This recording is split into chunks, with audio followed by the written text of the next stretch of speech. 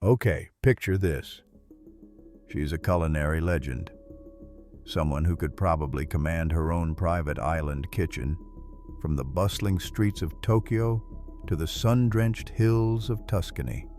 Yet tonight, she's slinging plates of meatloaf and microwaved apple pie in a greasy spoon diner. Why the drastic career change, you ask? Because Chef Annabelle Voss, the recipient of 3 coveted Michelin stars, the author of 2 best-selling cookbooks, and a woman carrying one heck of a shattered sense of trust, just pulled a beat-up baseball cap low over her signature silver-streaked bun, wriggled into a polyester uniform that smelled faintly of stale grease, and became Anna the New Girl. And who's the very first customer she'll serve in this sleepy, off-the-beaten-path diner on Route 7? None other than billionaire hotel chain titan Mason Caldwell, the very same man who once famously told Forbes magazine, and I quote, "I don't do small talk with staff." Get ready, because in the next few minutes we're going to watch her meticulously test whether all that money has utterly rotted his heart to the core, or if there's still a flicker of humanity, a genuine pulse beating beneath that impeccably tailored Brioni suit. This isn't just a diner shift. It's a social experiment in disguise. Annabelle hadn't just stepped away from the spotlight. She'd vanished into thin air after a brutal sabotage scandal she absolutely didn't start. The tabloids, as they always do, feasted on the drama, churning out lurid headlines and speculative gossip.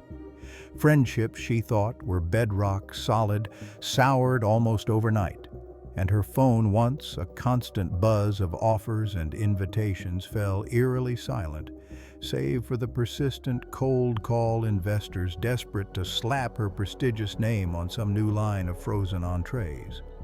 It was a dark, lonely period.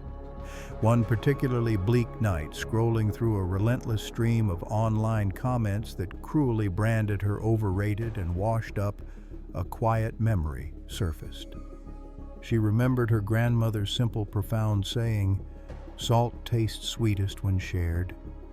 It wasn't about fame or fortune. It was about connection, about the fundamental joy of nourishment. That thought was her turning point. So she packed one small suitcase, leaving her pristine executive chef jacket hanging like a ghost in her empty Paris apartment, and drove south. She just kept driving until the garish neon "Help Wanted" sign at Mel's 24-hour grill glowed in the twilight, a beacon of rescue in her personal storm. She didn't bother mentioning her ability to flambe cherries tableside or create culinary masterpieces. She simply looked the weary owner in the eye and said with quiet conviction, "I learn fast and I never miss a shift." Her past was a secret, her future a blank slate, and Mel's was the unlikely canvas. And then, predictably, he began to complain. The coffee was too bitter. The toast was impossibly too brown. The eggs were runny, just not right. Anna, without a flicker of irritation, apologized, genuinely, took the plate back to the kitchen herself, and sent out a fresh, perfectly cooked replacement. Mason, with a dismissive smirk, left a crisp $100 bill under the saucer, a gesture he considered both generous and subtly condescending. He told the cashier loud enough for Anna to hear, "Tell the cook compliments mean more than tips." Anna, watching from the pass, simply pocketed the bill without so much as a blink. Mason left that night certain she'd remember his profound generosity. She only remembered with a small, sharp pang the way he never once said thank you. Mason Caldwell's private jet hadn't planned a detour. A freak, unseasonal storm had unexpectedly locked down the entire airport, forcing his pilot to land at the nearest available strip. His driver, ever resourceful, scoured the local area for the only open kitchen within a 50-mile radius. So Mason, smelling faintly of expensive wet wool and an air of general annoyance, stepped into Mel's.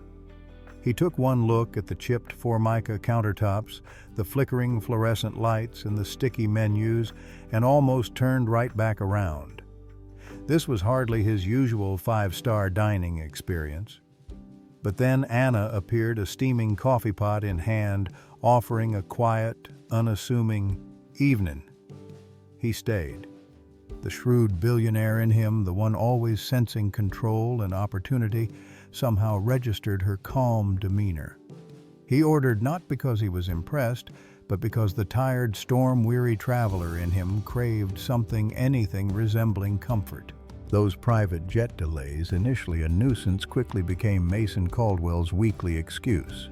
Every Friday night, without fail, he'd return to Mel's, always alone, always after midnight, a solitary figure in a bustling, often chaotic diner. Word spread quickly among the staff. He's tipping like he's allergic to change, but good luck getting a smile. Waitresses, despite the lack of pleasantries, would still jostle and subtly compete to serve him, drawn by the lure of that fat $100 bill. But Anna curiously volunteered. She wanted to understand. Why would a man who could effortlessly buy the entire building, tear it down, and erect a luxury high-rise in its place, choose to sit here night after night, where the buzzing fluorescent lights were often louder than any conversation? She began to notice the oddities, the small, telling quirks that revealed glimpses of the man beneath the billionaire facade. He always rotated his chosen table strategically, avoiding the one by the drafty window. He meticulously stacked his napkins into perfect architectural squares. And once she saw him discreetly recrumple a child's discarded crayon drawing, making sure the little artist wouldn't see it carelessly tossed into the bin. Tiny mercies she thought almost involuntary acts of consideration. Yet she observed these small kindnesses were never ever aimed at anyone who could possibly benefit him in return. It was a fascinating contradiction she couldn't quite reconcile. Chef Annabelle Voss had honed two formidable weapons in the high-stakes battlegrounds of Michelin-starred kitchens: acute observation and an unparalleled palate. Now, in the humble setting of Mel's, she began to deploy them. She started small, almost imperceptibly. When Mason ordered his ribeye, well done, no pink, a culinary crime in her book, she deliberately seared it to a perfect medium rare, nestled it under a fragrant blanket of deeply caramelized onions, and waited. He sent it back completely untouched, a silent, powerful rejection. On his next visit, she subtly swapped his usual fries for sweet potato fries, a seemingly minor change. He ate three, perhaps out of habit or unconscious curiosity, then pushed the basket away with a sigh. But on the fourth visit, she gambled everything. She herself prepared the diner's signature cherry pie, a dessert usually churned out assembly line style. This time, however, she folded in a whisper of Tahitian vanilla she'd personally carried all the way from Paris, a flavor memory so exquisite, so nuanced, that no amount of money could ever truly buy it. This wasn't just pie. It was a piece of her soul, a silent challenge. She watched his face, every subtle micro-expression. Mason took one bite, paused, his fork hovering. He took a second, then a third. A profound silence descended upon their small corner of the diner. Finally, he nodded a barely perceptible dip of his head and uttered a single understated word: decent. For Annabelle, that one syllable, that quiet acknowledgement, resonated deeper than any glowing review. It felt like winning another James Beard medal. A ferocious blizzard blew in, blanketing the highway and surrounding area in a thick, immobilizing sheet of white. Roads closed, power lines groaned, and eventually the electricity in Mel's began to flicker ominously. Anna brewed coffee by the unsteady glow of candlelight, the only light in the cavernous diner. Mason, caught completely off guard, sat trapped with three boisterous truckers and a very pregnant server whose shift should have ended hours ago. When the generator finally sputtered and died, plunging the diner into near darkness, Mason did something utterly surprising. He emptied his coat pockets, not for a phone call to his assistant, but to hand out branded hand warmers from his hotel chain. Then he did the unthinkable. He calmly approached a small, sobbing toddler, and to everyone's astonishment began teaching the child how to build an elaborate napkin fortress on the sticky tabletop. Anna watched transfixed as the billionaire knelt to eye level with a child who wore second-hand Velcro shoes, his usual imperious demeanor completely gone. Later, when the storm showed no sign of abating, Mason quietly offered the heavily pregnant waitress a ride home in his limo. No strings attached, no expectation of gratitude, simply stating, "Walking home in this weather is just stupid." In that moment, watching him, Anna realized something profound. His arrogance, she suspected, might not be his spine, but rather a carefully constructed shield protecting something softer, more vulnerable underneath. The repairs were eventually finished, the roads cleared, and the power restored. But Mason's mood surprisingly seemed to have soured considerably. Perhaps it was the embarrassment of being seen as merely human, stripped of his usual powerful facade. Or maybe it was just a severe case of caffeine withdrawal. Whatever the reason, he was back to his old self, but worse. He barked at the line cook about rubber eggs. A baseless complaint, then, with a sharp, imperious gesture, snapped his fingers at Anna. "If your cook can't even scramble eggs properly," he sneered, his voice dripping with disdain, "then maybe the owner should hire someone who actually knows how to cook." The entire diner froze. Every eye was on Anna. She took a deep breath, stepped forward, her voice remarkably steady, cutting through the sudden silence like a knife. "Sir," she said, her gaze unwavering. "The cook in the back is scrambling for minimum wage while you stand here and wave money around like a scepter. If you want better, then perhaps you should ask better and pay better." A collective gasp echoed through the room. Mason's jaw clenched, his face reddening with a mixture of fury and disbelief. He snatched a wad of 20s from his wallet, slammed them onto the counter, and stormed out his tires, spitting slush and gravel as he sped away. The owner, a nervous man named Mel, wrung his hands. "Anna," he muttered, his voice laced with panic. "We can't afford to lose that kind of cash flow." Anna, looking him squarely in the eye, simply replied, "Mel, I think we already lost something far more important, our dignity." She fully expected termination, a pink slip handed to her right then and there. Instead, the entire staff, from the dishwashers to the other waitresses, began to applaud quietly, at first, then with a fierce, undeniable pride. Shame, a sensation Mason Caldwell rarely experienced, gnawed at him as he sat in his private jet stranded on an empty tarmac. He wasn't thinking about business deals or quarterly reports. He was scrolling through photos on his phone, pictures of the absurd yet strangely endearing napkin fortress he'd built with the child. He told his assistant to charter him home, then, in an utterly uncharacteristic move, asked for the diner's corporate email address. His fingers hovered over the keyboard, a battle raging within him. Finally, he typed his words concise but potent. "Your waitress deserves a substantial raise. I was inexcusably rude. Please make it right." He signed it simply MC. And as a further act of contrition, wired $10,000 earmarked specifically for staff bonuses. Anna read the email later that night, a small, knowing smile playing on her lips. It wasn't just the money, it was the acknowledgement. She knew then that the test had in fact flipped. The real question now wasn't about Mason's character, but about hers. Could she, Annabelle Voss, forgive someone who had finally truly done the math on kindness? Had he genuinely learned, or was this just another transaction, albeit a grand one? The next Friday, Mason returned to Mel's, his usual swagger conspicuously absent.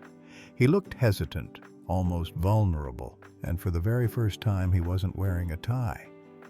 In his hand he carried a battered, well-loved cookbook, Annabelle's debut bestseller, its pages dog-eared and stained with what looked suspiciously like flour. "I didn't connect the dots, not really," he confessed, his voice uncharacteristically soft, "until I tasted that vanilla in the pie. Only one chef I know treats vanilla like Picasso treated blue as a masterpiece in itself." He slid the book almost reverently across the Formica counter. "Annabelle," he began, his eyes meeting hers, "I owe you more than just an apology. I owe you a genuine thank you. Thank you for showing me that service isn't just a transaction, a mere exchange of goods and money. It's a conversation, a real connection." Anna, her heart unexpectedly lighter, slowly untied her apron. Then, with a deliberate, almost theatrical gesture, she lifted the baseball cap from her head, letting her famous silver-streaked hair fall freely around her shoulders. "Apology accepted," she said, her voice warm, a genuine smile gracing her lips. "But a conversation, Mason, requires two voices, not just one signature on a check."